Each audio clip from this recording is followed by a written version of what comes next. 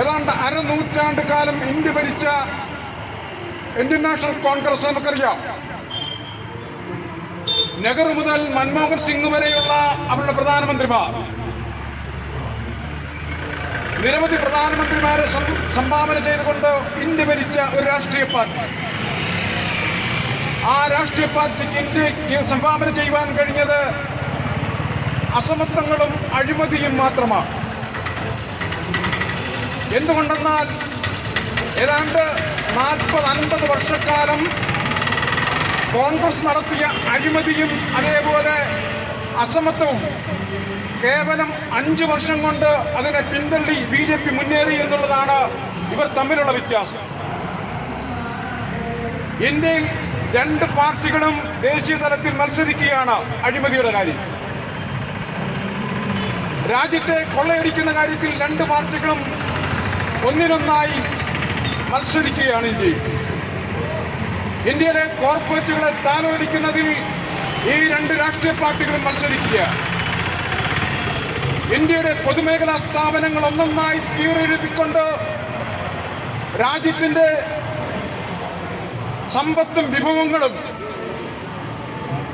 ഒരുപറ്റം ആൾക്കാരുടെ കയ്യിലേക്ക് എത്തിക്കുന്ന ഏജന്റ് പണിയാണ് കഴിഞ്ഞ 70 വർഷക്കാലമായി ഇന്ത്യൻ നാഷണൽ കോൺഗ്രസും അതേപോലെ ഭാരതീയ ജനതാ പാർട്ടിയും ഇന്ത്യയിൽ നടത്തിക്കൊണ്ടിരുന്നത്. അതുകൊണ്ടാണ് ഇന്ത്യയിൽ പട്ടിണി കിടക്കുന്നവരുടെ എണ്ണം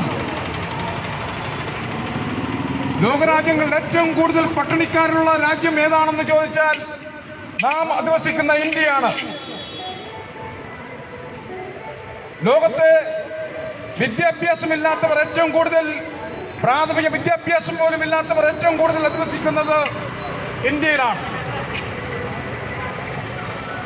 ലോക നിലവാരത്തിലുള്ള സർവകലാശാലകൾ പരിശോധിക്കുമ്പോൾ ആദ്യത്തെ 500 എണ്ണത്തിന്റെ ലിസ്റ്റ് ഇന്ത്യയിൽ നിന്നുള്ള ഒരു സർവകലാശാലയുടെ പോലും പേരില്ല.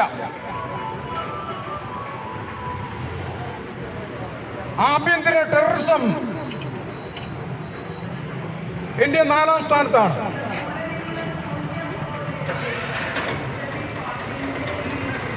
ലിംഗസമത്വത്തിൽ ഇന്ത്യ 107ാം സ്ഥാനത്താണ്. അങ്ങനെ മനുഷ്യനെ സംബന്ധിക്കുന്ന കാര്യത്തിൽ ഈ രാജ്യം ഏറെ പിന്നോട്ട് പോയിരിക്കുകയാണ്.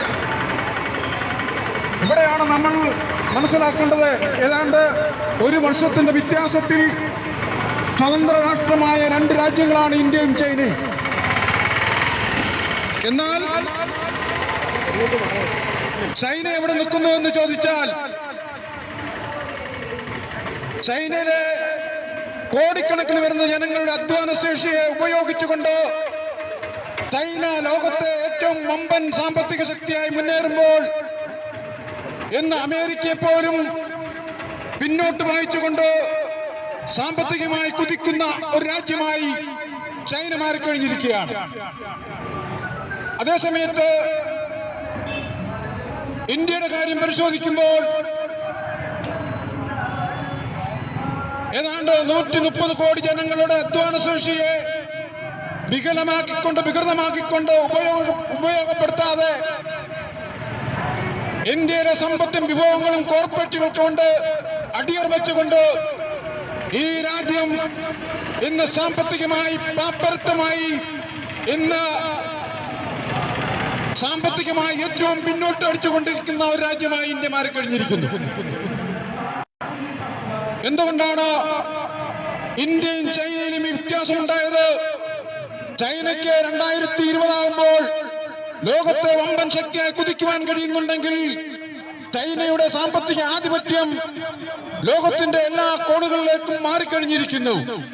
ആ നിലയിൽ വമ്പൻ സാമ്പത്തിക ശക്തിയായി ചൈനയ്ക്ക് മാറുവാൻ കഴിഞ്ഞത് ചൈന ഭരിച്ചത് ആ രാജ്യത്തോട് കൂറുള്ള രാഷ്ട്രീയ പാർട്ടികളായിരുന്നു, അവിടെ നേതൃത്വങ്ങളായിരുന്നു. അതേസമയത്ത് ഇന്ത്യ 70 വർഷക്കാലം ഇന്ത്യ ഭരിച്ചത് ഈ രാജ്യത്തോട് കൂറില്ലാത്ത, ഈ രാജ്യത്തിന്റെ ഭരണഘടനയോട് അല്പം പോലും ബഹുമാനമില്ലാത്ത രാഷ്ട്രീയ നേതൃത്വങ്ങളാണ് കഴിഞ്ഞ 70 വർഷക്കാലമായി ഇന്ത്യ ഭരിച്ചത്. അതുകൊണ്ടാണ് ഇന്ത്യക്ക് ഈ ഗതികേടുണ്ടായത്. ഇന്ത്യയുടെ മൊത്തം സമ്പത്തിന്റെ ഏതാണ്ട് 73% 1% കയ്യിലേക്ക് കൊണ്ടുവന്നെത്തിക്കുന്ന പണിയാണ് കഴിഞ്ഞ 70 വർഷക്കാലമായി കോൺഗ്രസും അതേപോലെ ഭാരതീയ ജനതാ പാർട്ടിയും ഭരണത്തിന്റെ പേരിൽ, ജനാധിപത്യത്തിന്റെ പേരിൽ, അധികാരത്തിന്റെ പേരിൽ ഇവിടെ നടത്തിക്കൊണ്ടിരുന്നത്. 99% വരുന്ന ഇന്ത്യക്കാരുടെ കയ്യിൽ ഏതാണ്ട് 27% സമ്പത്ത് മാത്രമേ ഉള്ളൂ. രാജ്യത്തിന്റെ സാമ്പത്തിക മേഖലയിൽ മൊത്തവും അസമത്വം സൃഷ്ടിച്ചുകൊണ്ടിരിക്കുന്നു. സാമൂഹ്യ മേഖലയിൽ ജാതി കേന്ദ്രീകൃതമായ അസമത്വം കൊണ്ടുവരാനുള്ള മുന്നൊരുക്കങ്ങൾ നടത്തിക്കൊണ്ടിരിക്കുന്നു.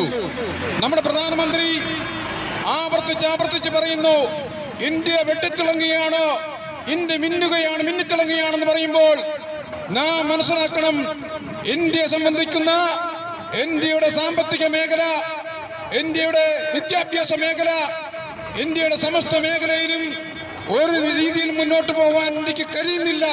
പാപ്പർത്തമാണ്. ആകെ ഇന്ത്യ മുന്നേറുന്നത് വാചകമടിയിൽ മാത്രമാണ് ഇന്ത്യ മുന്നേറിക്കൊണ്ടിരിക്കുന്നത്. നമുക്കറിയാം, കഴിഞ്ഞ ഏതാണ്ട് 3 വർഷത്തിനു മുമ്പേ ഇന്ത്യയിൽ ലോകരാജ്യങ്ങളിൽ നിന്നുള്ള ശാസ്ത്രജ്ഞന്മാർ പങ്കെടുത്തുകൊണ്ടിരുന്ന ശാസ്ത്ര കോൺഗ്രസ് നടന്നു. ആ ശാസ്ത്ര കോൺഗ്രസിൽ വിവിധ രാജ്യങ്ങളിൽ നിന്നുള്ള ശാസ്ത്രജ്ഞന്മാർ പങ്കെടുത്ത ആ സമ്മേളനത്തിൽ പങ്കെടുത്തുകൊണ്ട് ഇന്ത്യയുടെ പ്രധാനമന്ത്രി പറഞ്ഞു, വിമാനം കണ്ടുപിടിച്ചത് ഭാരതത്തിലാണ് ആദ്യമായിട്ട്. റൈറ്റ് സഹോദരന്മാരല്ല, വിമാനം കണ്ടുപിടിച്ചത് അത് ഭാരതത്തിലാണ്. ഞങ്ങളുടെ രാജ്യത്താണ് ആദ്യം പുഷ്പക വിമാനം കണ്ടുപിടിച്ചത്. അതുകൊണ്ട് ലോകത്തെ ആദ്യം ഈ വിമാനം എന്ന സംവിധാനം കണ്ടുപിടിക്കുന്നത് ഞങ്ങളുടെ രാജ്യത്താണ്. അതേപോലെ അവയവങ്ങൾ മാറ്റിവെക്കുന്ന ശസ്ത്രക്രിയ നടത്തിയത് ഭാരതത്തിലാണ്. ഗണപതിയുടെ തല മാറ്റി അവിടെ പകരം ആനയുടെ തല വെച്ചുപിടിപ്പിച്ചുകൊണ്ട് ആദ്യത്തെ ശസ്ത്രക്രിയ നടത്തിയത് ഭാരതത്തിലാണ്. അങ്ങനെ വിവിധങ്ങളായ നുണകൾ പറഞ്ഞുകൊണ്ട് ആ ശാസ്ത്ര കോൺഗ്രസിൽ പങ്കെടുത്ത ശാസ്ത്രജ്ഞനെ അപമാനിച്ചപ്പോൾ വിവിധ രാജ്യങ്ങളിൽ നിന്ന് വന്ന ശാസ്ത്രജ്ഞന്മാർ പറഞ്ഞു, പ്രിയപ്പെട്ട നരേന്ദ്രമോദി, നിങ്ങളുടെ ഈ തമാശ പറച്ചിലും വീമ്പ് പറച്ചിലും കേൾക്കുവാൻ ഞങ്ങൾക്ക് സമയമില്ല. അതുകൊണ്ട് ഞങ്ങൾ ഈ സമ്മേളനം ബഹിഷ്കരിക്കുകയാണ്. മേലാളിത്തരം കോമഡി പരിപാടികൾ ഞങ്ങളെ ക്ഷണിക്കരുതെന്ന് പറഞ്ഞുകൊണ്ട് ശാസ്ത്ര കോൺഗ്രസിൽ നിന്ന് ലോകരാജ്യങ്ങളിൽ നിന്ന് വന്ന ശാസ്ത്രജ്ഞന്മാർ ഇറങ്ങിപ്പോയി. ഈ നിലയിലേക്ക് രാജ്യത്തെ അന്ധവിശ്വാസങ്ങൾ അടിച്ചേൽപ്പിച്ചുകൊണ്ട്, രാജ്യത്തെ അനാചാരങ്ങൾ അടിച്ചേൽപ്പിച്ചുകൊണ്ട് ഈ രാജ്യത്തിന്റെ ജനങ്ങളെ വിഡ്ഢികളാക്കിക്കൊണ്ടിരിക്കുകയാണ്. കഴിഞ്ഞ 6 വർഷക്കാലം ഇന്ത്യയിൽ ഇരുന്നുകൊണ്ട്, ഇന്ത്യയുടെ പ്രധാനമന്ത്രി കസേരയിൽ ഇരുന്നു കൊണ്ട് അദ്ദേഹം ചെയ്തുകൊണ്ടിരുന്നത് ഇവിടെ ഏറ്റവും വലിയ ഒരു വികസന പദ്ധതി എന്ന് പറഞ്ഞുകൊണ്ട് നോട്ട് നിരോധനം കൊണ്ടുവന്നു. നമുക്കറിയാം അതിന്റെ ഭവിഷ്യത്ത് എന്തായിരുന്നു. ഏതാണ്ട് നിരവധി ആൾക്കാർ ഇന്ത്യയിൽ മരിച്ചു വീണു. അവരുടെ കയ്യിലുള്ള പൈസ ഇല്ലാതെ, അവർക്ക് നോട്ട് മാറുവാൻ കഴിയാതെ ബാങ്കിൽ നിന്ന് ക്യൂ നിന്ന് എരിവരി വെയിലത്ത് നിന്ന് നിരവധി ആൾക്കാർ ഇന്ത്യയിൽ മരിച്ചു. അതിനുശേഷം ഈ നോട്ട് നിരോധനത്തിലൂടെ ഇന്ത്യയിൽ എന്താണ് സംഭവിച്ചത് എന്ന് ചോദിച്ചാൽ അത് BJPക്ക് മാത്രമാണ് നേട്ടമുണ്ടായത്. BJPയുടെ പ്രധാനമന്ത്രിയും BJPയുടെ നേതാക്കളും പറഞ്ഞു, കള്ളപ്പണം ഇല്ലാതാക്കാൻ വേണ്ടിയിട്ടാണ് ഞങ്ങൾ ഈ നോട്ട് നിരോധനം കൊണ്ടുവരുന്നത്. എന്നിട്ട് കള്ളപ്പണം ഇല്ലാതാക്കിയോ? കള്ളപ്പണം ഇല്ലാതാക്കാൻ വേണ്ടിയിട്ട് ഭയങ്കര സാങ്കേതിക വിദ്യയുള്ള 2000ന്റെ നോട്ട് കൊണ്ടുവരുന്നു. ഒരിക്കലും ഒരാൾക്കും ഇതിന്റെ വ്യാജനെ അടിക്കുവാൻ കഴിയില്ല എന്ന് പറഞ്ഞുകൊണ്ട്. എന്നിട്ട് എന്ത് സംഭവിച്ചു? 6 മാസം കഴിഞ്ഞപ്പോഴത്തേക്ക് ഈ 2000 രൂപ അതിന്റെ അച്ചടി നിർത്തിവെച്ചു. എന്താണ് കാരണം? ഒറിജിനലിനെ വെല്ലുന്ന ഡ്യൂപ്ലിക്കേറ്റ് ഇന്ത്യയിലെമ്പാടും പ്രചരിച്ചു. അപ്പം ഇവിടെ കാപട്യങ്ങൾ പുറത്തു വരികയാണ്. ഇതിലൂടെ എന്താണ് സംഭവിച്ചെന്ന് ചോദിച്ചാൽ, നോട്ട് നിരോധിക്കാൻ പോകുന്നത് 1000ന്റെയും 500ന്റെയും നോട്ട് നിരോധിക്കാൻ പോകുന്നത് BJPക്കാർക്ക് രഹസ്യമായി ചോർത്തിക്കൊടുത്തുകൊണ്ട് BJPക്കാർ അവരുടെ കയ്യിലുള്ള 1000ന്റെയും 500ന്റെയും നോട്ടുകളൊക്കെ അതെല്ലാം മാറി സ്വർണവും ഭൂമിയും ലാൻഡും ഗോൾഡും വാങ്ങിച്ചുകൊണ്ട് അവർ അവിടെ പൈസയൊക്കെ അങ്ങനെ അനധികൃതമായി അവരുടെ കയ്യിൽ നിന്ന് പൈസയൊക്കെ അത് സേഫ്റ്റിയാക്കി.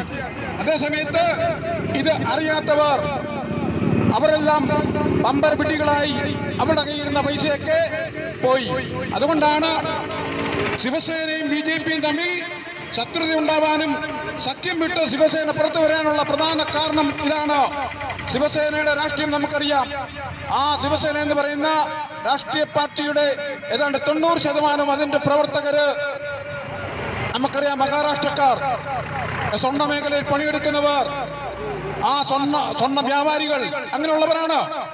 അവരുടെ കയ്യിലുള്ള സ്വർണം മുഴുവനും ഈ നിരോധിക്കാൻ പോകുന്ന നോട്ട് കൊടുത്തുകൊണ്ട് അവരുടെ സ്വർണം മുഴുവനും BJPയും അവരുടെ കൂട്ടാളികളും വാങ്ങിച്ചു കൂട്ടുകയും ആ നിരോധിക്കാൻ പോകുന്ന നോട്ട് ഇവരുടെ ശിവസേനക്കാരുടെ കയ്യിലേക്ക് എത്തിക്കുകയും ചെയ്തു. ഇതാണ് ശിവസേനയും BJPയും തമ്മിൽ തെറ്റാനുള്ള പ്രധാന കാരണം. അങ്ങനെ രാജ്യത്തെ ജനങ്ങളെ കബളിപ്പിച്ചു. രാജ്യത്തെ ജനങ്ങളെ കബളിപ്പിച്ചുകൊണ്ട് ഒരു നിരോധനം കൊണ്ടുവന്നു. അതിനുശേഷം കൊറോണ വന്നു. കൊറോണ വന്നപ്പോ പറഞ്ഞു ഇത് 21 ദിവസം കൊണ്ട് കൊറോണയെ ഇന്ത്യ പിടിച്ചു കെട്ടാൻ പോകുന്നു, 21 ദിവസം ഞങ്ങൾക്ക് തരിക എന്ന് പറഞ്ഞു. പക്ഷേ 21 ദിവസവും 21 മാസം കഴിഞ്ഞാലും നരേന്ദ്രമോദിക്ക് ഈ കോവിഡ് എന്ന് പറയുന്ന മഹാമാരിയെ പിടിച്ചു കെട്ടുവാൻ കഴിയില്ല. കാരണം അത്തരം സംവിധാനങ്ങൾ ഇന്ത്യ ചെയ്തിട്ടില്ല എന്നുള്ളതാണ്. ഇന്ത്യയിലെമ്പാടും കോവിഡ് വ്യാപിച്ചപ്പോൾ നമ്മുടെ പ്രധാനമന്ത്രി ജനങ്ങളെ അഭിസംബോധന ചെയ്തുകൊണ്ട് പാതിരാത്രിയിൽ വന്ന് പ്രത്യക്ഷപ്പെട്ടുകൊണ്ട് പറഞ്ഞു, നിങ്ങളെല്ലാം പാത്രം കൊട്ടുക. പാത്രം കൊട്ടാൻ പഠിപ്പിച്ചു. എന്നിട്ട് ദീപം തെളിയിക്കാൻ പഠിപ്പിച്ചു കൊറോണയെ തുരത്താനാ. എന്നിട്ട് കേന്ദ്രമന്ത്രിമാർ നിരത്തിലിറങ്ങിയിട്ട് കൊറോണയ്ക്കെതിരെ മുദ്രാവാക്യം വിളിക്കാൻ പഠിപ്പിച്ചു. അങ്ങനെ കൊറോണയെ തുരത്തുവാനുള്ള ശ്രമമാണ്, നമ്മുടെ വികലമായ ശ്രമങ്ങളാണ് ഇത്തരം പിന്തിരിപ്പൻ രാഷ്ട്രീയക്കാർ ചെയ്തുകൊണ്ടിരുന്നത്.